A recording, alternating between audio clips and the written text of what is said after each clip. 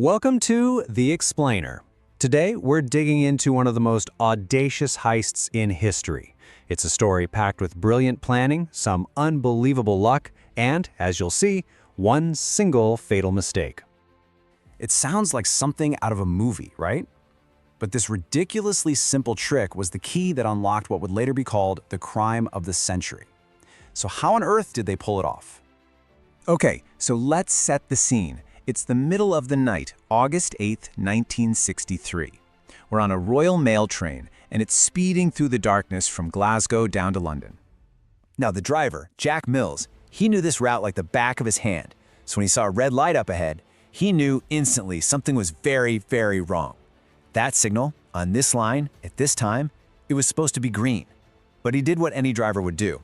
He hit the brakes. And that's when this eerie silence falls. The train is stopped in the pitch-black countryside. When his co-driver hops out to use the emergency phone on the side of the tracks, he finds the line's been cut. This was no malfunction. This was an ambush. So how did we get to this point? I mean, this was no random smash and grab. This was the result of months and months of careful planning, all led by one man, Bruce Reynolds. And here's the first big mystery. Reynolds got a tip from someone on the inside, a source at the Royal Mail. This person, whose identity is still a secret, gave him the golden ticket, all the intel he needed to hit the train's high-value packages carriage. Now, this is where Reynolds really showed he was a mastermind.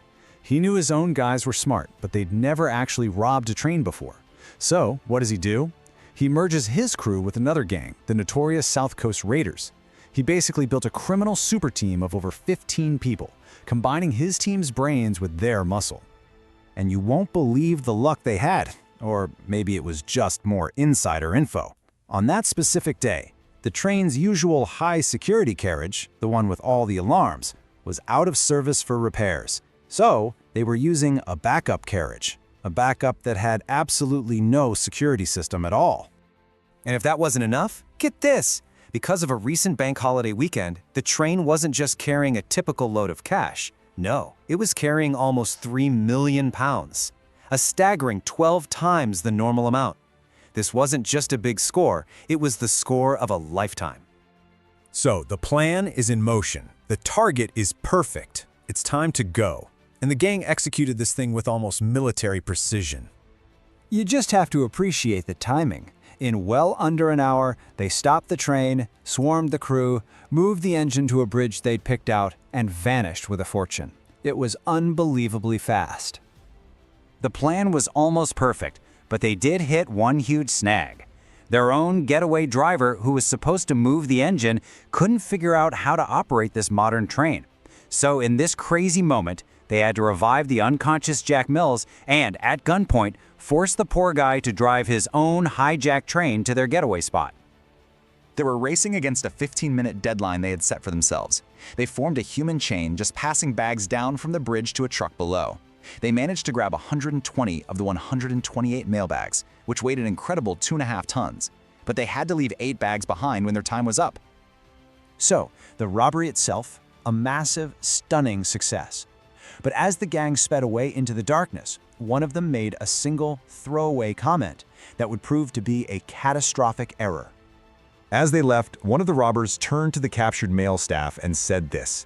It was meant to be a warning, right? Just to give the gang a clean half-hour head start to disappear. But that little threat was their undoing. It was a massive mistake. Why? Because it told the police exactly how big their head start was. The cops could now calculate, with pretty good accuracy, just how far the robbers could have possibly traveled in 30 minutes. The manhunt immediately shrank from the entire country down to a very specific, searchable circle on a map. Meanwhile, the gang makes it to their hideout, a place called Leather Slade Farm, which was just inside that search radius. They start celebrating, completely unaware that their biggest mistake wasn't what they said on the train, but what they were about to do at the farm. They were listening to a police scanner and heard the search was getting closer and closer. The original plan was to hide out for days, but panic set in. They decided to get out of there, fast. They wiped the whole farmhouse for fingerprints, and they even paid some guy to come back later and burn the entire place to the ground. But he just took the money and ran, never lighting the match. A local tipped off the police about all the strange activity at the farm, and suddenly, The place was swarming with cops, and what they found was a goldmine of evidence. But it was one item, one seemingly harmless thing that was about to bring the whole operation crashing down. You can't make this up. To celebrate their massive score, the gang had a game of Monopoly, using the real stolen cash. And in their excitement, they forgot rule number 1. Don't leave fingerprints. The board, the pieces, the cards, they were covered in them. And since most of these guys already had criminal records, it was just a matter of time before the police got a match. The perfect crime completely unraveled by a board game. The trial that followed was a total media circus. It captured the attention of the entire nation, and the fallout from this one night of crime would echo for decades. Pretty quickly, most of the 16-man crew was rounded up. But 2 key people were never, ever identified. The guy they brought to drive the train, the one who couldn't, and of course the mysterious Royal Mail insider. They just vanished. The sentences handed down were incredibly harsh, a message from the justice system. But the human cost was also very real. The driver, Jack Mills, never truly recovered from his injuries and the trauma of that night. And the heist became so legendary, it literally put itself on the map. The bridge is still known as Train Robbers Bridge to this day. And that really is the question that still hangs over this whole story, more than 60 years later. Who was the insider?